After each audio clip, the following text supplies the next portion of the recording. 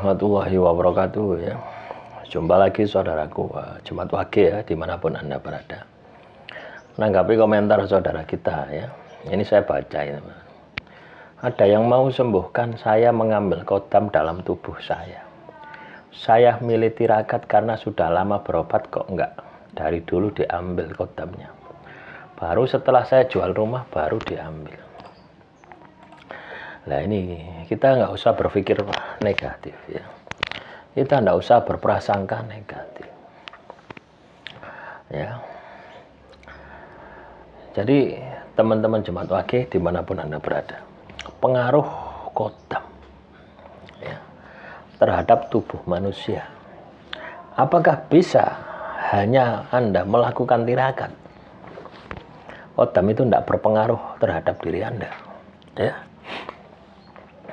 Ya tentunya tidak hanya tirakat saja. Ya. Ketika di dalam tubuh Anda ini kedapatan kodam, entah kodam leluhur, entah kodam keilmuan, entah kodam pusaka, entah kodam pemaharan, entah Anda ketempelan. Yang perlu Anda ketahui adalah sumber dari kodam itu dari mana.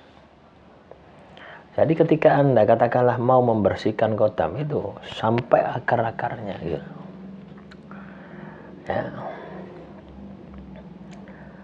Jadi tidak separuh-separuh ya. Paham ya? Dari sini saya harap Anda sudah bisa paham gitu. Kalau Anda hanya berpikir bahwasanya tirakat ini bisa membersihkan kodam, lah terus ibadah tidak Anda kerjakan. Ya kodam ya Pak Poai, tidak ngefek gitu loh ya. Basic seseorang supaya bersih dari keberadaan makhluk halus. Apakah itu makhluk halus yang tidak ada fungsinya ya, atau yang ada fungsinya semacam kodam. Itu basic dasar yang harus dia lakukan itu adalah ibadah kepada Tuhan. Itu kunci pokoknya di situ. Baru ditambah dengan tirakat itu. Contoh misalkan ya, Anda mengamalkan sebuah amalan keilmuan, entah ilmu hikmah, ilmu kejawen, ilmu kebatinan, apapun macam ilmu itu, yang itu mengandung yang namanya kodam ya, itu kan berarti Anda ini dengan sukarela gitu ya, dengan sukarela memberikan kesempatan untuk kodam itu masuk di dalam tubuh Anda. Artinya monggo silahkan gitu.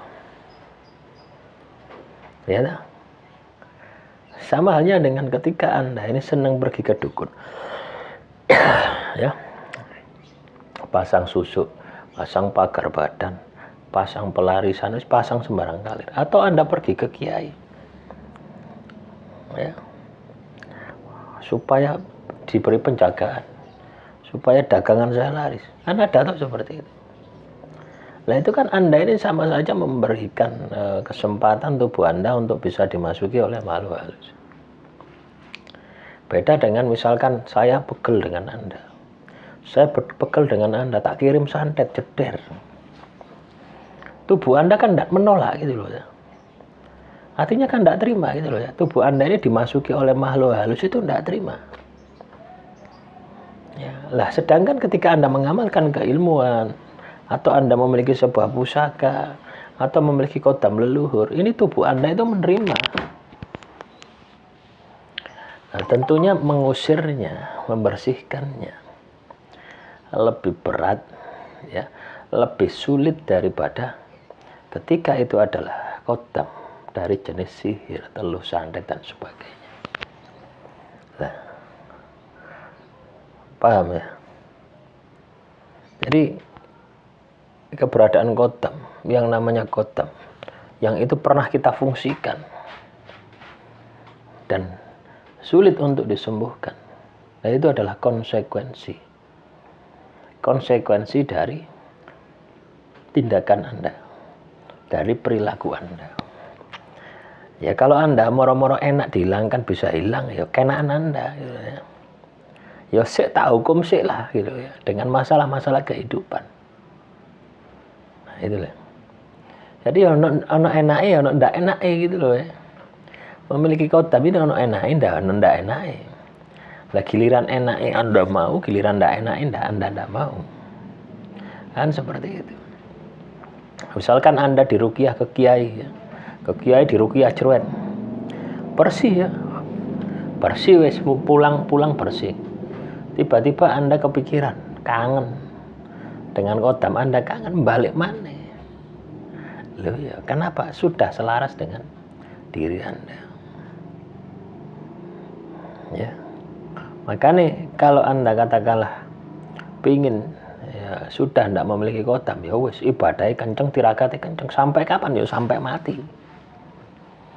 Itu yang harus Anda lakukan. Sehingga tidak ada ruang gerak lagi, tidak ada celah untuk dimasuki oleh kodam tersebut. Beda ketika itu sihir, telus, santet dan sebagainya. Anda tidak menginginkan. Ya. Sehingga ketika Anda zikir, wirid atau melakukan pengobatan, itu kalau sembuh ya sembuh. Ya. Nah, ibarat kalau itu kodam yang Anda miliki. Nah, tiba-tiba misalkan Anda terjepit ya. Nah, tiba-tiba ingat dengan kodam Anda. Anda panggil datang, ya wis, melok mana. Nah, itulah teman-teman ya, resiko kodam itu seperti itu. Dan tidak sampai segitu ya, tidak hanya itu saja. Ketika Anda meninggal dunia, maka kodam itu akan nurun kepada anak Anda. Misalkan anak Anda 5, ya salah satunya, gitu. Tidak mungkin nurun semua, tidak mungkin. Salah satunya yang memiliki kecocokan itu akan nurun. Makanya disebut dengan kodam leluhur. Jadi kalau teman-teman Jumat Wage, leluhur Anda dulu pernah ngingu makhluk halus, pernah ngingu demit, atau disebut dengan prewangan, atau sekarang lebih kerennya ya.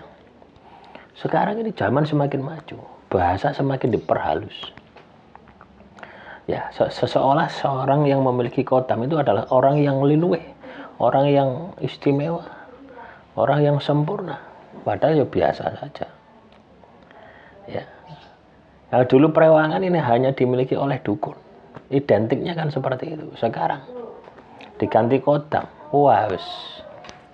Siapapun bisa memiliki kodam. Ya, nah itulah pengaruhnya sangat luar biasa. Ya, jadi kalau Anda katakanlah ada hubungannya dengan kodam, berpikirlah bagaimana supaya kodam ini bisa lepas, tidak usah dipikir. Maka nih teman-teman Jumat Wage, ya, jangan banyak berhalusinasi, jangan banyak berilusi. Cekelen ibadah, cekelen tirakate. Ojo mek tirakat tok. Hanya untuk duniawi saja, jangan. Akhirat juga perlu diperhatikan.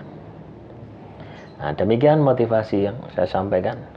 Kurang lebihnya saya mohon maaf. Assalamualaikum warahmatullahi wabarakatuh. Salam rahayu, rahayu, rahayu.